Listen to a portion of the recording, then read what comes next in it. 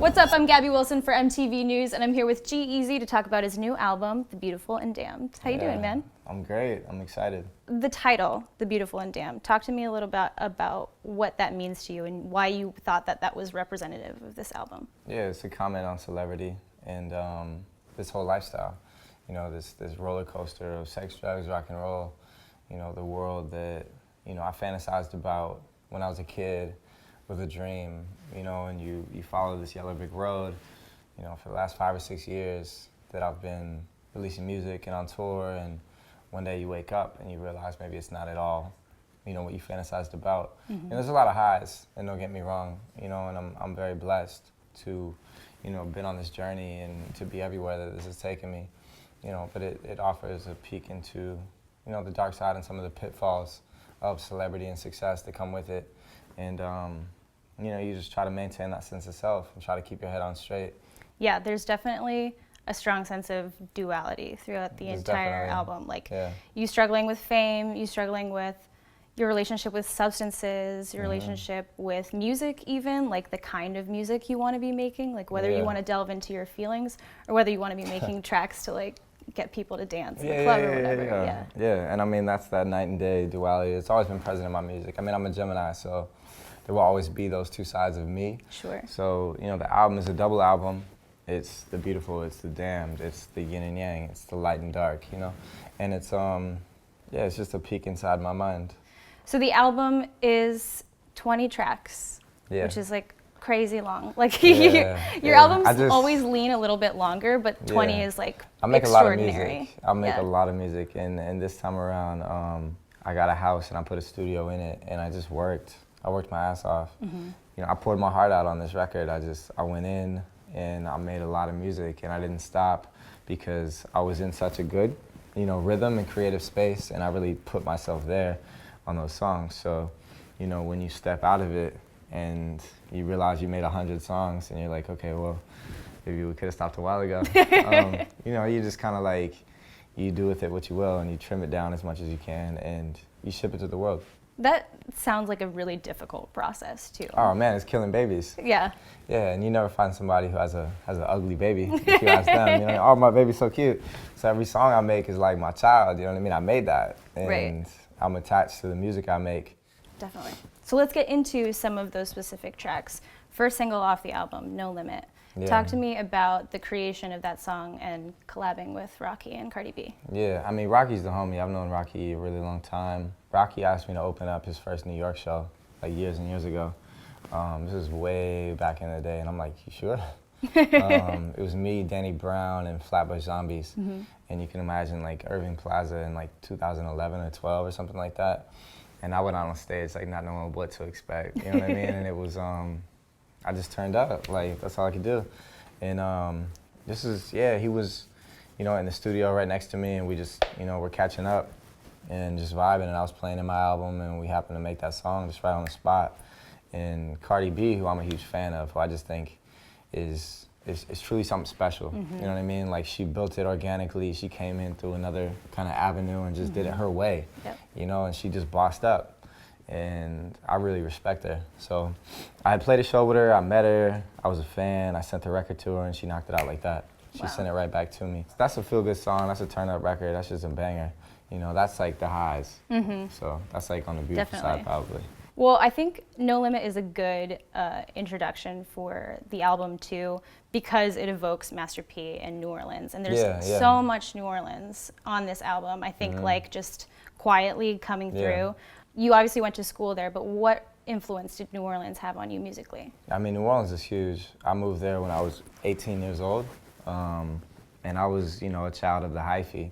I grew up in the Bay Area, and in the golden age of hyphy, you know what I mean? Like 2006, C40, Tell Me When to Go, Keep the Sneak, you know, rest in peace, Mac Dre. Like, that's the era that I come from. So I moved out to New Orleans being this hyphy kid, dressing all crazy, and they're like, you know, who is this alien that just landed in New Orleans? And I'm looking at New Orleans like, you know, they have their own culture of like bounce music, of No Limit and Cash Money, and, you know, brass bands, and just the culture of that city being equally as unique and rich in culture and special in its own way. So I moved out there and just soaked up the game and soaked up the culture. and just got inspired living in that city. So naturally, that influence will always be there because that's really where I got my footing.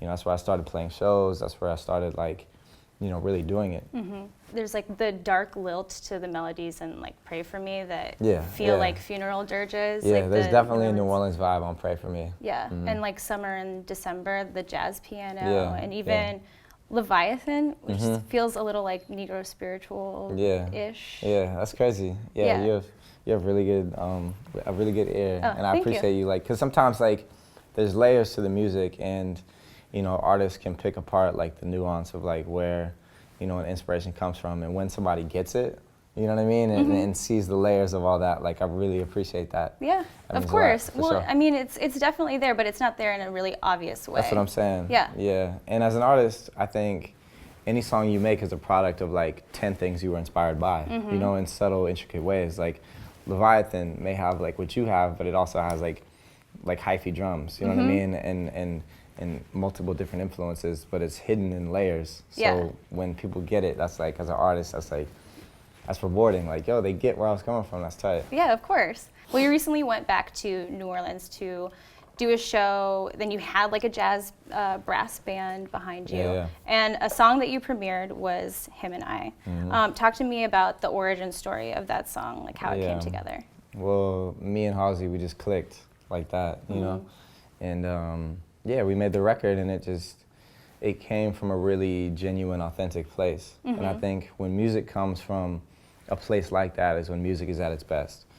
You know, that's a Bonnie and Clyde song, that's a star-crossed lovers song. You know, that's a crazy in love, like we would kill for each other, we would die for each other kind of thing. And, you know, she's a really special person, you know, a really beautiful person, a really beautiful artist. And she just sounds good on everything. I'm just obsessed with her. Totally. It's an incredibly visual song. Yeah. Will there be a video soon? Absolutely. And what does that look like? I mean, if you put her and I in front of a camera, that's just kind of naturally what we do. Yeah, I have Instagram. Yeah, there's a natural chemistry there, so it's just kind of like, just let the cameras roll and you guys will get your video. Nice. Yeah. Cool. You have a lot of really good collabs on this album. One of them is Sober with Charlie Puth. Yeah. How did that come together? Because I know that you guys have at least like been around the same circles for a while. I mean, Charlie is one of the most talented individuals in music, honestly. He's a really, really, really special artist. I mean, he's a superstar.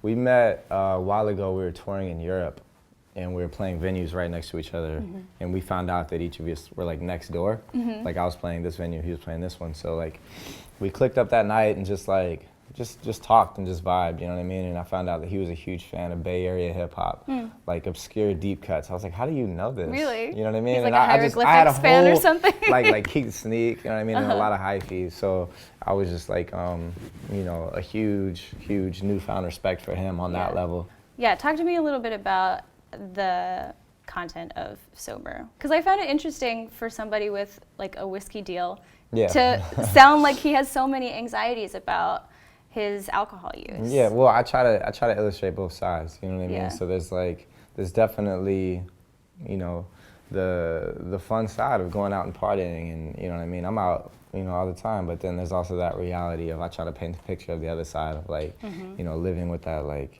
what did I do last night kind of thing, you know? But it's all about finding that medium, and I think that's like ultimately, you know, the beautiful and damned is to not end up way out there and to kind of keep yourself in check and try to like find that balance, find, you know, moderation or whatever. And I don't know if this was intentional, but it sounded to me like Charlie Puth being like the angel on your shoulders, really. Yeah, a lot of time, true big voice. A lot of time choruses on my records, like with my verses where, so a chorus will genuinely be like 8 bars, sometimes 12, but verses are more like 16 usually, and you get a few of them. So it's like I have more space to paint a vivid picture. So I use the chorus to be like an angel or like a spirit kind of talking to me, and then the verses are where I kind of describe the lifestyle, describe what I'm going through, describe the trials and tribulations of trying to navigate this life, you know what I mean, and trying to keep my head on straight, you know, when you're moving 1,000 miles an hour. Definitely. On Charlie Brown, you have references to Kanye, Heard Him Say. Yeah. I thought that it was interesting that you did that, because they feel like similar songs where they're talking about like you being honest with yourself in a world that is not really honest with you. Yeah, I mean, I think you know, you've heard the story before, you know, about an artist makes it to Hollywood and you know, you realize how crazy and kind of foo-foo this whole world is and all that, and trying to keep your head on straight. And it's just about looking in the mirror and remembering who you are and what you got in it for and what you want to do in the game. So, you know, all that comes down to honesty and authenticity and just remembering, you know, where you come from. Yeah, well, and then to go back to the duality, there is a lot of like humility on this, but then there are moments where you like shout out basketball greats like Rodman and Jordan and Ewing. But I noticed for a Bay Boy, is there a Curry reference on this at all? I don't know if there's a Curry reference on this album, but shouts out Steph. I mean, that's, you know, a legend who's done incredible things for the town, for the whole Bay.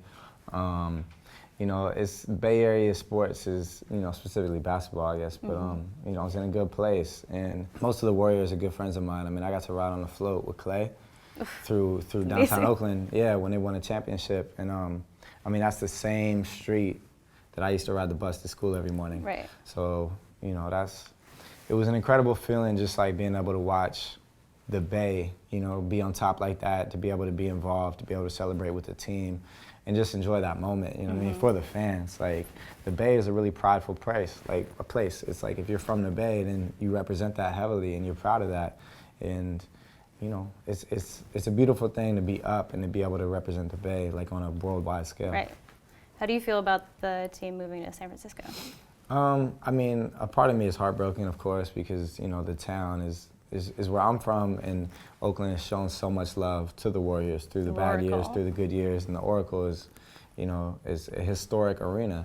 I headlined for the first time last year, and I played a show there and sold it out, and for me, that was like, you know, one of my biggest dreams of all of my life come true, you know, being able to play that arena and do that. And, you know, to be on that same floor that I used to go to hear games the roar. to hear the roar at the Oracle, you know, I remember at soundcheck I went up and I sat in the nosebleeds where, you know, nobody was up there. And I just kind of had a moment, like, looking down on the whole arena and thinking, like, you know, my mom for Christmas, like, my present would be one ticket. Me and my little brother, we'd go, you know, she'd take us to one game a year to see the Warriors. And this is like Anton Jameson when I was a kid. Like, you know, they were bad teams, but, you know, just to be in the building, you know, we were so excited as kids. So here I am, you know, as a grown-up headlining, you know, the Oracle Arena, and I just kind of had a moment and enjoyed that. But I mean, San Francisco, I know they're going to make a beautiful arena, and it's still all Bay Area, so, you know. For sure. Well, before I let you go, I want to talk about Love Is Gone. Yeah. When did you write that, and what were you feeling before you got into the studio for that? I wrote that about a year ago. Yeah, and I just feel like it's important to use your platform, you know, to create conversation, to create dialogue, and to speak from the heart. You know, I struggle with that as an artist, as, you know, on one hand, I have this platform to speak, you know, and to, you know, to talk to people who are listening to me, you know, engaged listeners. And on the other hand, I'm an entertainer. You know, I'm not a politician. You know, my job is sometimes to entertain and take people away. Music can be an escape, you know what I mean? An escape from all the tragedies and everything that's going on. But I think at the end of the day, it's important to speak up when you feel it. And right now, in times as crazy as right now, you know, the world is on fire. So it's our civil duty to, you know, to talk about it. And to talk about these injustices, and to talk about what's going on, and to talk about, you know, having this asshole as a president, you know, and if not, then who is? I mean, every time, you know, a police officer kills an innocent person of color, and every time, you know, a police officer gets acquitted and gets away with it, and every time nothing changes, and every time people riot and people protest, and, you know, it gets looked at a certain way, and Donald Trump being elected as president, you know, and continuing to divide our country, and, you know, watching this happen again and again and again, it's like, what do? You know, you have to talk about it. Like, you have to speak your mind, so, and you got to do it from the heart. Was there any hesitation at any point to keep the record on the album? No. I mean, I think, you know, I get where the hesitation would come from, in fear of, like, if I do this, will it alienate some fans or will it separate some? But it's not a time for that.